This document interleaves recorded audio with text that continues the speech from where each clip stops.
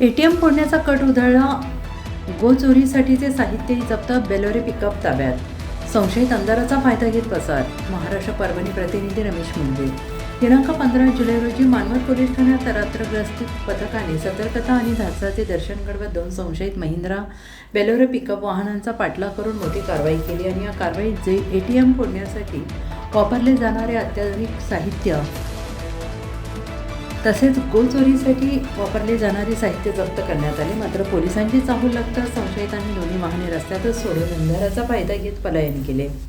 पोलिसांनी ताब्यात घेतलेल्या महिंद्रा बेलोरे पिकअप MH23W 4195 या वाहनाची तपासणी केली असता त्यामध्ये गॅस सिलेंडर, गॅस कटर, मोठी पकड, 2 टॉमी आदी एटीएम फोडण्यासाठी वापरले जाण्याची शक्यता असलेले साहित्य आढळून आले. तपासादरम्यान हे वाहन 14 जुलै 2026 रोजी पहाटे 2:30 वाजण्याच्या सुमारास वडवणी पोलीस ठाण्याच्या हद्दीतून चोरीला गेल्याचे उघड झाले. त्यानंतर महिंद्रा बेलोरे पिकअप DL1 LAA 9883 या दुसऱ्या वाहनाची तपासणी केली असता त्यामध्ये गोमाता किंवा बैल चोरीसाठी वापरल्या जाणाऱ्या 25 बंडल नायलॉन दोऱ्या, एक धारदार चाकू जप्त करण्यात आला. दोन्ही वाहनातील संशयितांनी घटनास्थळावरून पळ काढल्याने त्यांचा शोध सुरू असून दोन्ही वाहने पुढील तपासासाठी मानवत पोलीस ठाण्यात जमा करण्यात आलेली आहेत. ही उल्लेखनीय कारवाई सय्यद उमर, सिद्धेश्वर पाळवदे आणि समीर पठाण यांनी सहाय्यक पोलीस निरीक्षक दर्शन शिंदे यांच्या मार्गदर्शनाखाली केली. या प्रकरणाचा पुढील तपास मानवत पोलीस करत आहेत.